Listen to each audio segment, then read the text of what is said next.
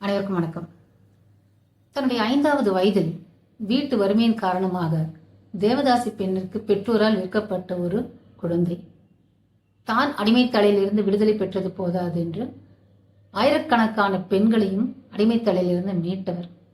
வரதட்சணை கொடுமைகளுக்கு எதிராக குரல் கொடுத்தவர். சாதி மறுப்பு திருமணங்கள், சுயமரியாதை திருமணங்களை நிகழ்த்தியவர்.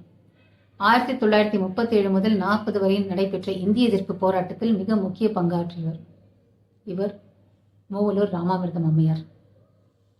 மூவலூர் ராமாமிர்தம் அம்மையார் பிறந்தது திருவாரூரில் 1883ஆம் ஆண்டு. ஆனால் இவங்க வீட்டில் இவங்களுக்கு 5 வயசாக இருக்கும்போது வீட்டோட கடுமையான வறுமையின் காரணமாக இவங்க அம்மா அப்பா இவங்களை மூவலூரை சேர்ந்த தேவதாசி ஒருத்தருக்கு 10 ரூபாய்க்காகவும் ஒரு புடவைக்காகவும் விற்கிறாங்க. பின்னால தன் சுயசரிதையை மூவலூர் ராமாமிர்தம் அம்மையார் எழுதுறாங்க. அதில் அவங்க என்ன சொல்றாங்கன்னா, தன்னை வளர்த்த தாய் ஆட்சி கண்ணுங்கிறவங்க இவங்களை அன்பா பார்த்துட்டாங்க. அந்த ஆட்சி கண்ணுல இருக்கக்கூடிய முதல் எழுத்து ஆதான் இவங்களுடைய இனிஷியலா இருக்கு. என்ன ஒரு விஷயம்னா, அவங்க அன்பா பார்த்துக்கிட்டாலும் அது தேவதாசி மரபு அப்படிங்கிறதுனால இவங்க அதற்காக தான் தயார் செய்யப்படுறாங்க. இவங்களுக்கு ஆடல் பாடல் சமஸ்கிருதம் இதெல்லாம் கட்டாயம். அந்த மரபையை சேர்ந்தவங்களுக்கு அந்த பெண்களுக்கு இதெல்லாம் கட்டாயம். இதெல்லாம் இவங்களை நல்லா பயிற்று வைக்கிறாங்க. இவங்களும் இதில் தேர்ச்சி பெறுறாங்க. இதுல என்னன்னா, இந்த மரபை சேர்ந்தவங்களுக்கு அவங்க வயதுக்கு வரும்போது, அந்த பெண் வயதுக்கு வரும்போது பொட்டு கட்டுதல் அப்படின்னு ஒரு சடங்கு நடக்கும். இந்த பொட்டு கட்டுதல் ஏன் செய்யறாங்க அப்படின்னா, அந்த பொட்டு கட்டுதல் மூலமா தான் இவங்க கடவுளின் மனைவியாக ஆக்கப்படுகிறார் அப்படின்னு ஒரு நம்பிக்கை. அதனால அந்தஸ்து இருக்கும் அப்படின்ற ஒரு கட்டெல்லாம் போயாச்சு. அதை நம்ம முத்துலட்சுமி அம்மையார் பத்தின காணொலியில நம்ம விளக்கியிருந்தோம். ஆனா இதுல இந்த பொட்டு கட்டுதல்ங்கிறது அந்த ஊரில் இருக்கக்கூடிய சில ஆண்களுக்கு, உயர் அந்தஸ்தில் இருக்கக்கூடியவங்களுக்கு, அதிகாரத்தில் இருக்கக்கூடிய சில ஆண்களுக்கு ஒரு வழி திறந்து வச்ச மாதிரி. அவங்க பொட்டு கட்டின அப்புறமா இவங்க அந்த பெண்ணை அனுபவிக்கலாம். அப்போ இவங்களை மனைவியான அந்தஸ்துன்னு கொடுக்க வேண்டியதில்லை. இவங்களுடைய தேவைக்கு அவங்களை பயன்படுத்திக்கலாம். அதுக்கு தான் அந்த பொட்டு கட்டுதல். ஆக ராமாமிர்தம் அம்மையாரும் வயதுக்கு வராங்க. அப்போ அந்த ஊரை சேர்ந்த ஒரு 65 வயது முதியவர் இவங்களோட சேரணும் அப்படிங்கிறதுக்காக ஆட்சி கண்ணுமே அணுகிறாரு. ஒரு மனைவியா அல்ல, ஒரு போக பொருளா. அப்போ அந்த மரபை வந்தவங்களால ஆட்சி கண்ணு இயல்பாவே இதை எதிர்பார்க்குறாங்க. ஆனா ராமாமிர்தம் அம்மையார் கடுமையா அதை எதிர்க்கிறாங்க. அவங்க பொட்டு கட்டுதல் அப்படிங்கிற நிகழ்வுக்கு அவங்க ஒத்துக்கல. அது மட்டும் இல்லாம அவங்க தனக்கு இசை கற்றுக் கொடுத்த சுயம்பு பிள்ளை அப்படிங்கிறவங்கள மரபுகளை மீறி திருமணம் செய்யறாங்க.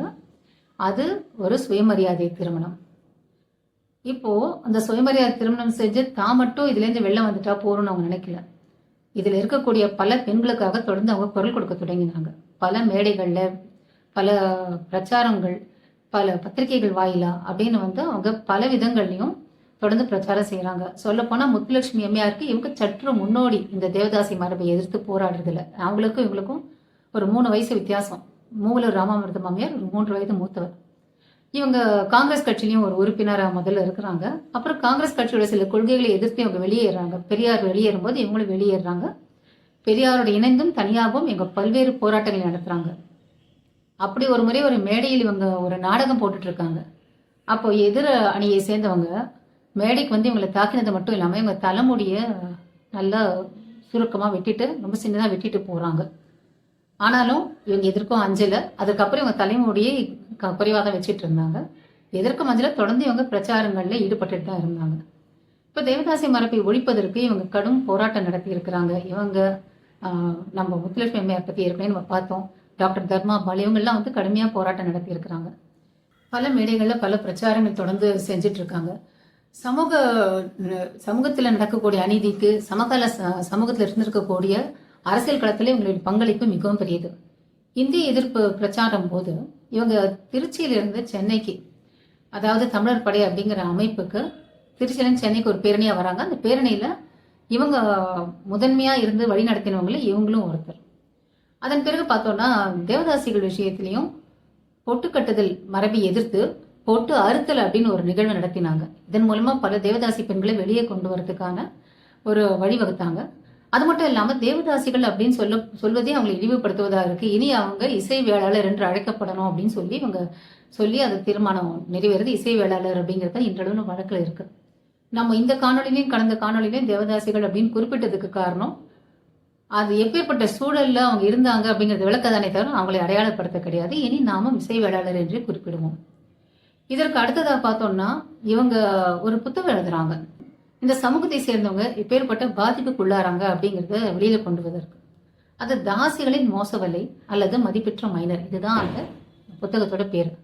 இந்த தாசிகளின் மோசவலை அப்படிங்கிறது என்னன்னா, எப்பேற்பட்ட மோசவலை இந்த தாசிகளை சுற்றி பின்னப்பட்டு இருக்கு அப்படிங்கிறது தான் கதை. பெண்கள் எப்படி சிதைக்கப்பட்டார்கள், மன ரீதியாகவும் உடல் ரீதியாகவும் பெண்கள் எப்படி இழிவுபடுத்தப்பட்டார்கள், எப்படி ஒடுக்கப்பட்டார்கள் அப்படிங்கிறத விளக்கக்கூடிய ஒரு புத்தகம். அது வெறும் புத்தகம் அல்ல, சமூகத்தின் கரைபடிந்த பக்கம். இது மட்டும் இல்லாம இவங்க நிறைய சுயமரியாதை திருமணம் நடத்தி இருக்கிறாங்க.